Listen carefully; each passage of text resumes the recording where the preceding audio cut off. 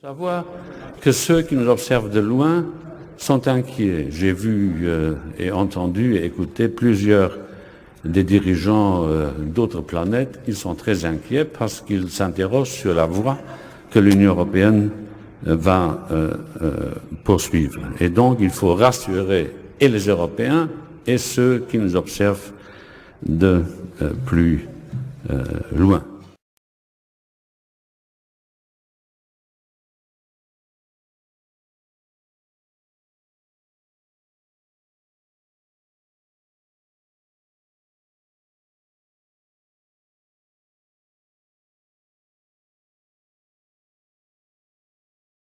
Der Brexit besorgt und verwirrt Europa. So sehr, dass EU-Kommissionspräsident Jean-Claude Juncker im EU-Parlament einige sehr merkwürdige Sätze sagte. Die sorgen jetzt für Aufsehen. Auf Französisch klingen sie so.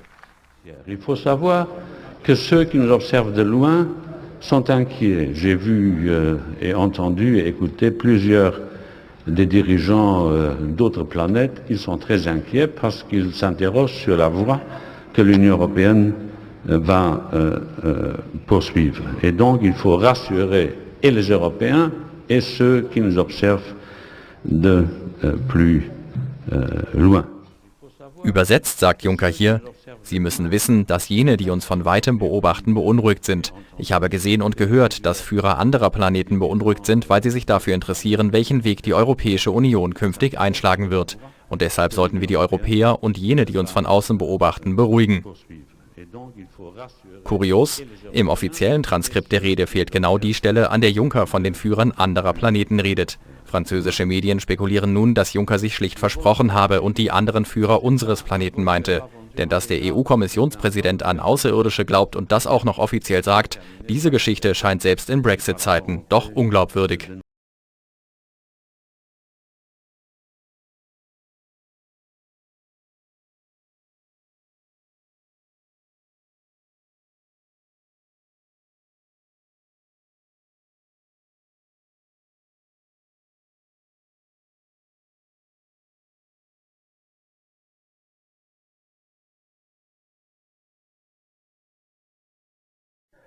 Speech by President Jean-Claude Juncker to the plenary session of the European Parliament on the result of the referendums in the United Kingdom, Brussels, 28 June 2016, translated from French and German. Mr. President, Madam Chair of the Council, honorable members, Mr. President, the Parliament is about to discuss the future of Europe and place the United Kingdom within Europe and the European Union. I had a lot of meeting this morning, but I decided to come to European Parliament because I believe that today, right now, my place is here at the heart of democracy. Our British friends have spoken by universal suffrage. The expression of will and political majority has to be respected by all. Democracy is democracy, and we must respect British democracy, and we view that has been expressed. The choice of the British people must be respected. European expression there was and consequences there are. So I'm asking for clarification, not immediately, because the British system is more complicated than one might think. But as soon as possible, there was a vote. Now there is hesitation.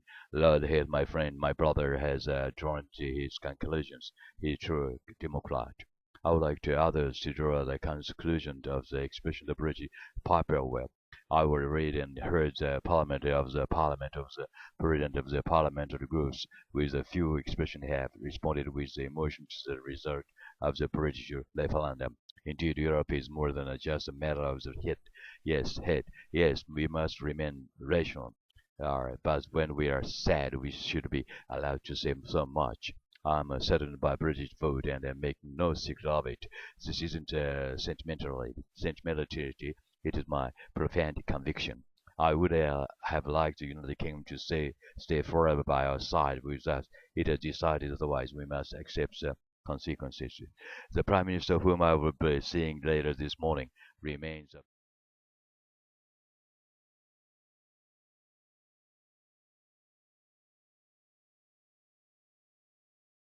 Savoir que ceux qui nous observent de loin sont inquiets. J'ai vu et entendu et écouté plusieurs des dirigeants d'autres planètes. Ils sont très inquiets parce qu'ils s'interrogent sur la voie que l'Union européenne va poursuivre. Et donc il faut rassurer et les Européens et ceux qui nous observent de plus loin.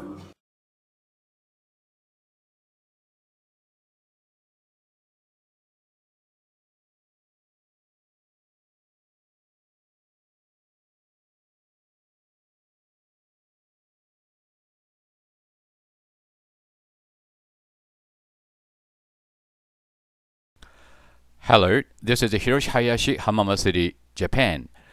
This is a sort of a interview program of Home Pope Hellyer, the former Prime Minister of Defense and Force in Canada. And he said, alien life forms present among us. This is the story about it with my translation. Thank you very much.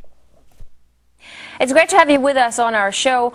Why do you say that UFOs are as real as the airplanes flying over our heads?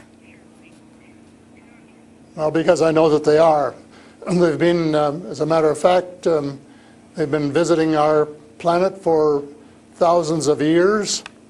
And one of the cases that would interest you most, if you give me 2 or 3 minutes to answer, is during the Cold War, 1961, there were about 50 UFOs in formation flying south from Russia to across Europe.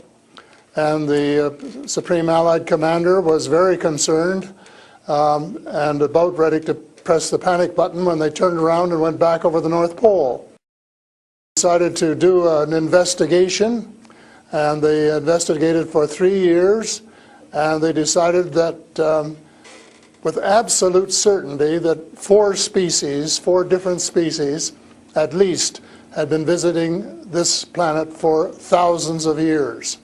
So that's, we have a long history of UFOs, and of course there's been a lot more activity in the last few decades since we invented the atomic bomb, and they're very concerned about that and the fact that we might use it again. And because the whole cosmos is a unity, and it affects not just us but other people in the cosmos, they're very much afraid that we might be stupid enough to start using atomic weapons again, and this would be very bad for us and for them as well. So no serious scientist has ever publicly confirmed evidence of an encounter with extraterrestrials. Why would scientists not confirm the facts if they exist? I'm afraid they must go out of their way not to find, because if they did, you know, even 10% of the amount of research I've done in the last 8 years, they would be as convinced as I am. I mean, they could do it even faster. Might take them a little longer, a military background, but there are so many wonderful books that tell these stories, and they've been authenticated. The sightings have been authenticated by more than one witness, and also by radar, and they have landed in various places around the world, including Russia. There's a famous case there. I can't remember the name of the place, but it was widely reported at the time. A man wrote a book about it, and then the French bought the book rights so that it wouldn't be circulated around. There's just so much evidence. Take the time off to do a little bit of research and study, but people just are, you know, some people are interested and will take the time, and the others just say, oh, you know, it's just fantasy. Mm-hmm. But since I've been public on this subject, I get probably 3 or 4 emails a week from all over the world from people who have actually witnessed sightings, and some of them who have actually been on the ships, and some of them who have actually been transported to another planet. And so this information is not, you know, it is top secret in a way that the governments aren't talking about it. But if you listen to the whistleblowers and the people who have worked in the industry and who know what is going on, there is just a lot of information out there, and it doesn't take very long to get your hands on it. But see, the problem is that some people who report UFO sightings and alien abductions have been shown to make things up, and to make things up to be famous, to make money, or just for a prank. How do we tell fiction from a fact? Well, you have to spend a lot of time trying to find, we used to say, separating the wheat from the chaff. and takes a lot of effort. When I was minister, I got sighting reports, and when we checked them out, about 80%, about 8 out of 10, were not real. There were sights of Venus or plasma or, a dozen other things, but there were 15 or 20% for which there was no explanation, and they were the genuine unidentified flying objects. These things go way back. One of the conferences I went to was in Las Vegas, was promoted by a chap who had written a book about crashes. And there were dozens and dozens and dozens of them, and many of them very, very well authenticated, so that it would be impossible to read all of that evidence and not to come to the conclusion that these vehicles were real. Have you ever had your own encounter? Not an encounter with aliens, no. I have seen a UFO about 120 miles north of Toronto over Lake Muskoka, where I have a cottage. And 2 years ago, last Canadian Thanksgiving, which is October, my wife decided she wanted to go out and look at the stars. So I'm not much of a night man, but I put on my cap and went out with her. And she looked into the eastern sky and said, "There's a star." And I turned around the other way and I said, "Oh, there's a much brighter one over here." And she looked, and it was. And we watched it until our necks almost broke for about 20 minutes. And it was definitely a UFO, because it could change position in the sky by 3 or 4 degrees in 3 or 4 seconds. And I checked out, there were no satellites that could do that. The space station wasn't going by, and it isn't able to move that fast anyway. And there was no other explanation except that it was the real thing. And 2 days later, I went down on the dock, got a comfortable chair, and watched it came back almost to the same spot and entertained me for as long as I could take it. And then I went back to the cottage. But it was very interesting, because it would drop down in the sky, and then it would roar back up, and then it would shift across a few degrees and do a circle and come back at a speed, but just astronomical speeds. As you know, they travel very, very fast. So does it just look like a falling star that falls really quickly and then rises again? What does it look like? Well, it just looked like a star. It just looks like a star. Right. And I don't know if you're a person who has ever read the Bible or not, but I think the Star of Bethlehem, God's flying saucers. Mm-hmm. But you also tell me that people write you emails, 3 to 5 emails a week, and they've actually been abducted, or they have encounters with the aliens. Do they actually tell you what these aliens look like? I mean, everyone's interested. How would I know if I see an alien and if he abducts me? Well, the first question you have to ask is, how many species are there? And I used to think there were, between 2 and 12. And Apollo astronaut Edgar Mitchell, who came to Toronto a few years ago and had dinner with us, agreed there was somewhere between 2 and 12. But the latest reports that I've been getting from various sources are that there are about 80 different species. And some of them look just like us, and they could walk down the street and you wouldn't know if you ran, walked past one. And they're what we call the Nordic blondes, and also the tall whites, who were actually working with the United States Air Force in Nevada. They're able to get away with that. They had a couple of their ladies dressed as nuns went into Las Vegas to shop, and they weren't detected. And I have a friend who saw one of the men walking along the street, and somebody who would recognize that they were different, and he did. So there are those kind, and then there are the short grays, as they're called, and they're the ones that you see in most of the cartoons. They're have very, very slim arms and legs, and they're very short, just a little over 5 feet, and they have a great big torso and a great big head and great big brown eyes. But there are different species, so you have to to know that they're different species, and it's and know that they're all different. Mm-hmm. So one, if you saw the short gray, if you saw the short grays, you'd certainly know that there was something up that you'd never seen before. But if you saw one of the Nordic blondes, well, you'd probably say, "Oh, I wonder if she's from Denmark or somewhere," you know. So this species that you're describing, are they all different in terms of nice and mean? Are some of them nice and benevolent? Are others nasty? Or how are they? Are they good to people on Earth, or are they here to harm them? Well, it's a difficult question to answer because they have different agendas.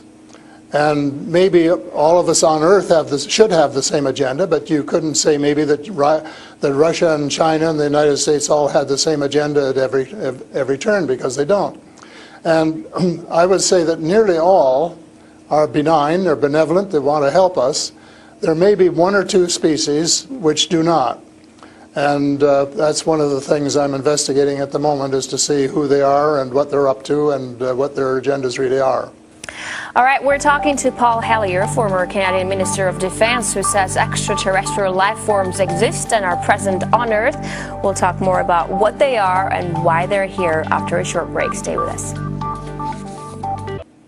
And we're back with Paul Hellyer, former Canadian Minister of Defense, to talk about extraterrestrial life forms. Great to have you back. So these extraterrestrial creatures, where did they come from and how did they get here to Earth? They come from various places. For a long while, I only knew about ones who came from different star systems. The Pleiades and Reta Reticula and several other star systems, but in the last few months I have met people who have made me aware of that there are some in our star system, and that there are actually extraterrestrials who live on a planet called Andromeda, which is one of the moons of Saturn, and that there are others on Venus and some on Mars, and that they may be interacting between themselves. I suspect that they are, because there is what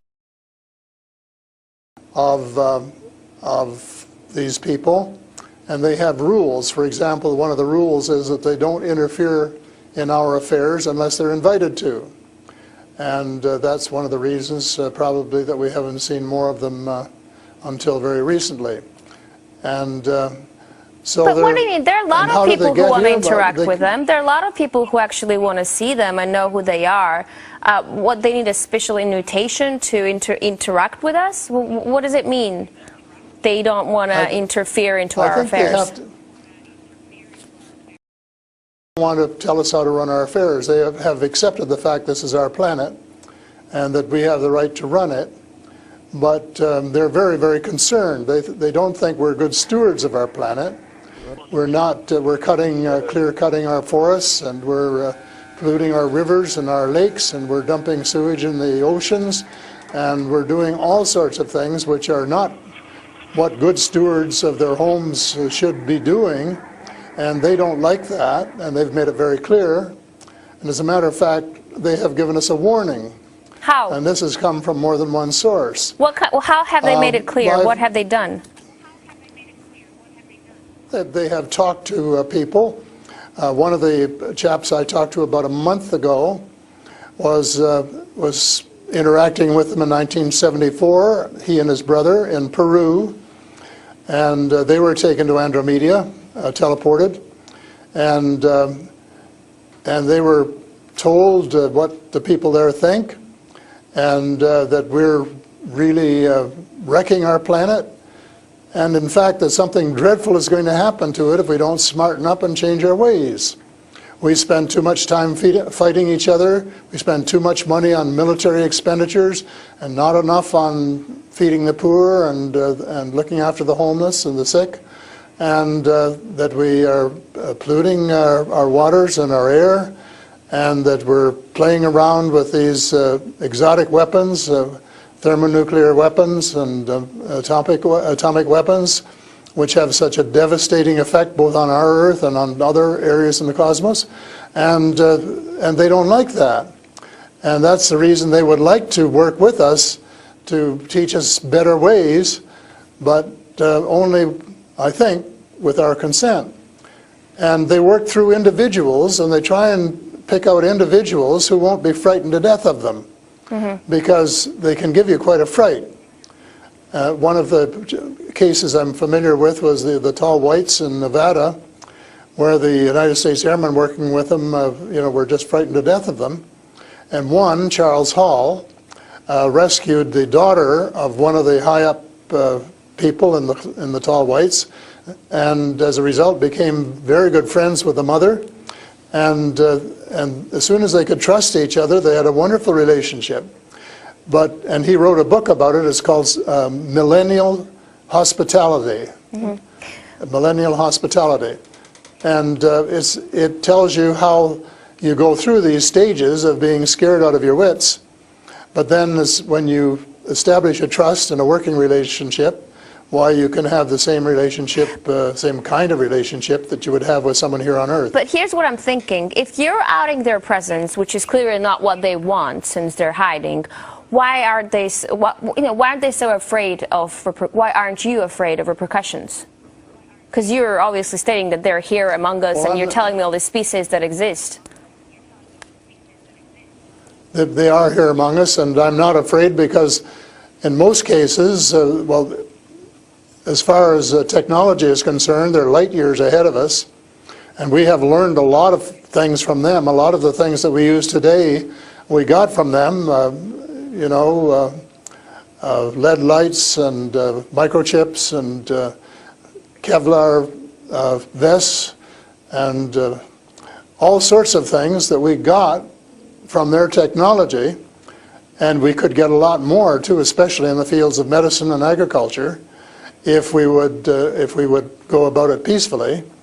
But I think maybe some of our people are more interested in getting their military technology, and I think that's wrong. I think that's wrong-headed, and that's one of the things that we're going to have to change, because we're going to have to work together. Talking about all of us, everywhere on the planet. You've mentioned military technology and swapping technologies and barters between aliens and people in American government. I want to ask you, as a former Minister of Defense of Canada, is interstellar war a possibility? Should we be creating a Star Wars force to defend ourselves from possible invasion or something like that? Well, I think it's a possibility, but it's a possibility especially if we shoot down every UFO that comes in our airspace without asking who they are or what they want. And right from the beginning, we started scrambling planes and trying to shoot them down, but their technology was superior enough that we weren't able to get away with it. Certainly not for a long while. And during that period of time, they could have taken us over without any trouble if they'd wanted to.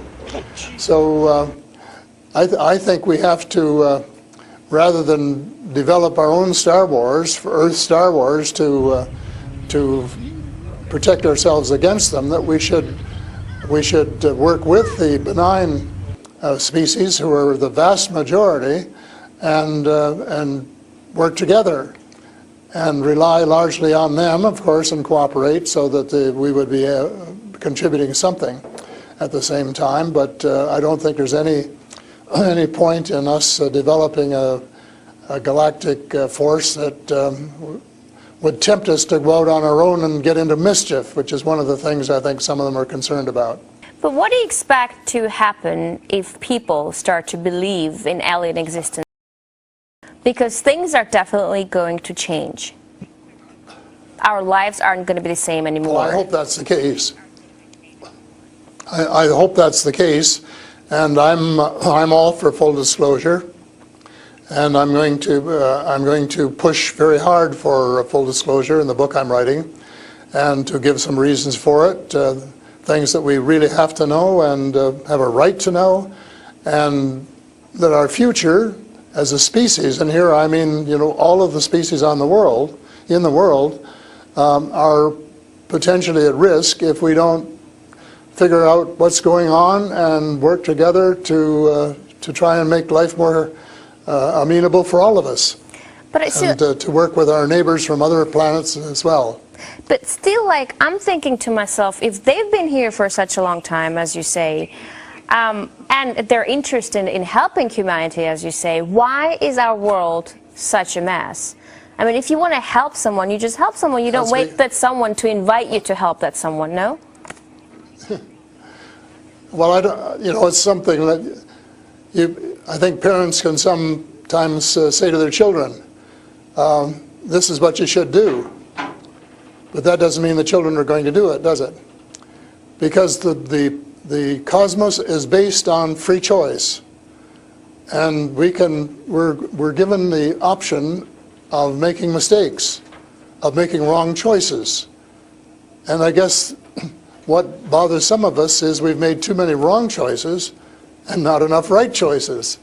So we're going to have to start switching our priorities and stop spending so much time and effort and weapons to kill each other or to dominate each other, and spending a lot more time on how to help each other to have a better society and life which is healthier, and where the health care is better, and where the food distribution is better, and where the air is cleaner and the water is cleaner, and all of those things that are waiting to be done if we just get together and row, as we say, rowboat, row in the right direction, the same direction. And it's possible, but it's a tall order, and so far we haven't done it. My thesis will be that we have to do it, and we have to start doing it right away. Thank you so much for this interesting interview and insight on extraterrestrial life. That was Paul Hellyer, former Canadian Minister of Defense. He says aliens exist and live among us on Earth. That's all the time we have for today. I will see you in the next edition of Sophie & Co.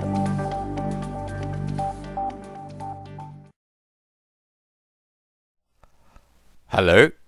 Former Prime Minister of the Defense Force of Canada, Mr. Paul Hellyer, stated as a Congress that UFOs are as real as airplanes flying over the head.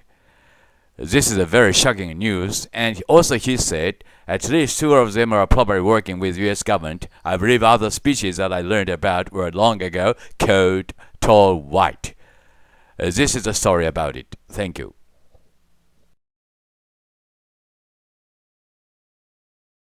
To speak to a symposium at the University of Toronto, and I said UFOs are as real as the airplanes flying overhead.